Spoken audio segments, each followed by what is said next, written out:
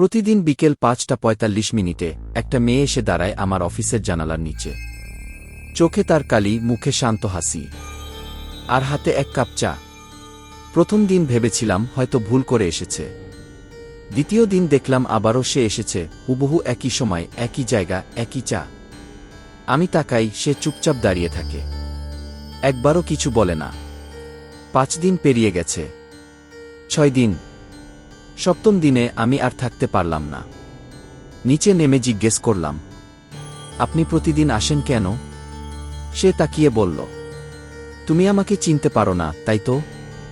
আমি হতবাক। না, আমরা কি আগে কোথাও দেখা করেছি?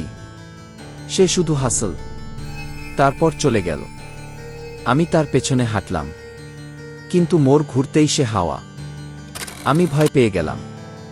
পরদিন এক বৃদ্ধ এসে জানালেন, এই জায়গায় ৩ বছর আগে এক মেয়ে প্রতিদিন তার প্রেমিকের জন্য চা নিয়ে আসত। সে ছেলেটা তার সাথে প্রতারণা করেছিল, আর মেয়েটি এখানেই আত্মহত্যা করেছিল।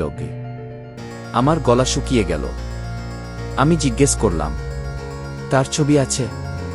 বৃদ্ধ বললেন, আছে, এই যে দেখো। আমি দেখলাম, এটা সেই মেয়ে যাকে আমি প্রতিদিন দেখছি, কিন্তু সে তো মৃত।